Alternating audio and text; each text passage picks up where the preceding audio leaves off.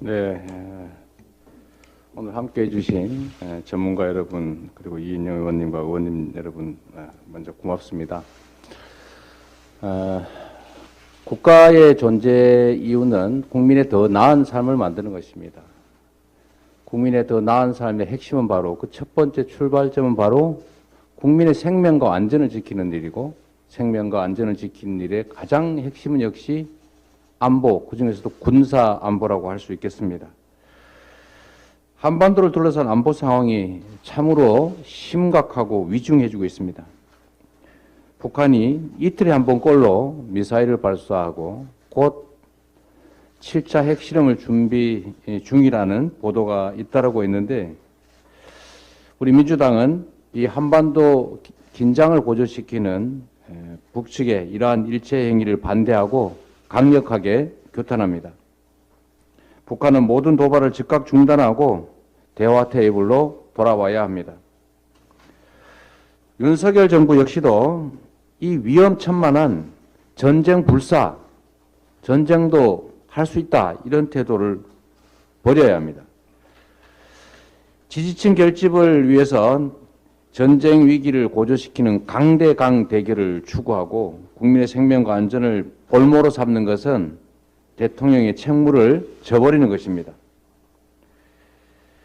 악화일로인 민생 경제를 외면하고 강경 일변도로 군사대치를 고집하는 것은 평화와 민생 두 가지 다 망치는 길입니다. 한반도 평화와 민생 경제는 동전의 양면입니다. 평화가 곧 경제고 경제가 곧 평화입니다. 세계 6위의 국방력 그리고 굳건한 한미 동맹을 바탕으로 철통 같은 안보 태세를 유지하고 강대강 치킨 게임을 중단해야 됩니다. 위기 완화를 위해서 남북 상호 간 합의 준수를 위해서 또 정착을 위해서도 노력해야 하고, 특히 대화 재개에 총력을 다해야 합니다. 특히 이 위기를 핑계로 일본을 한반도에 끌어들이는 자충수를 중단해야 합니다.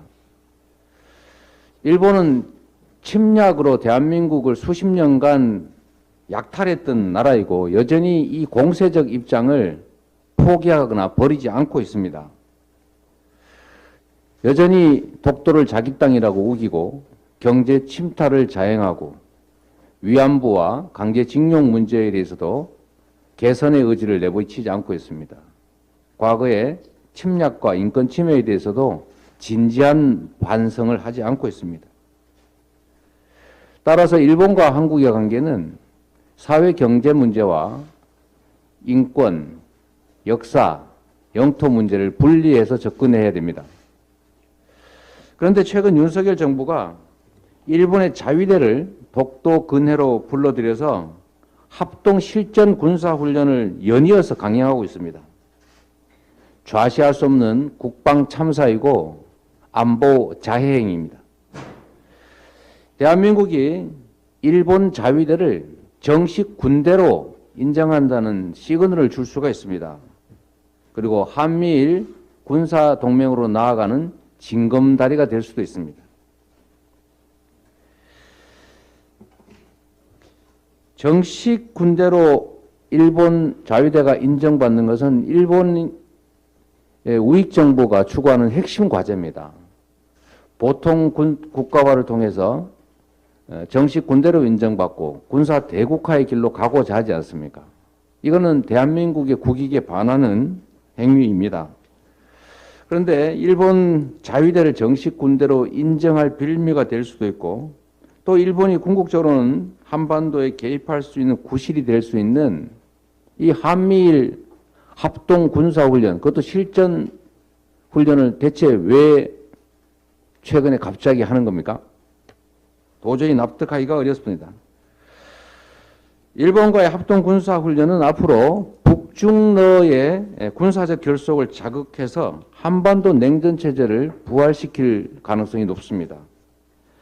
이런 문제를 윤석열 정부에서 과연 고려했는지, 이 문제들을 다 감당할 수 있는지 되묻고 싶습니다.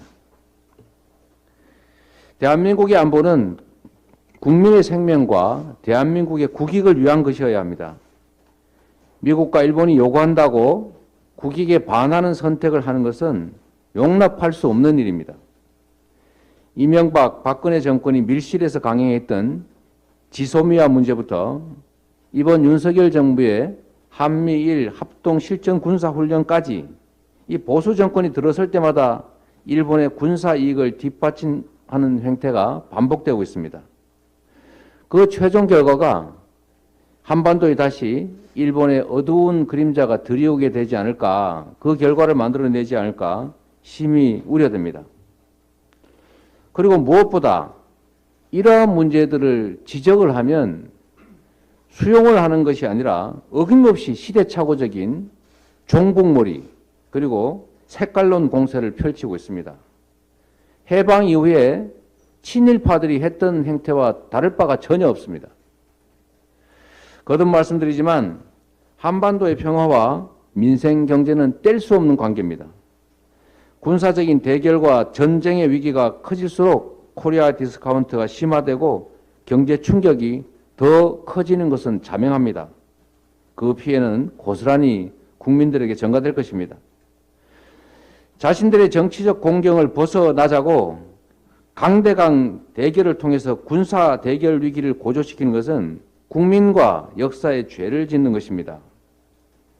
전쟁 나도 상관없다.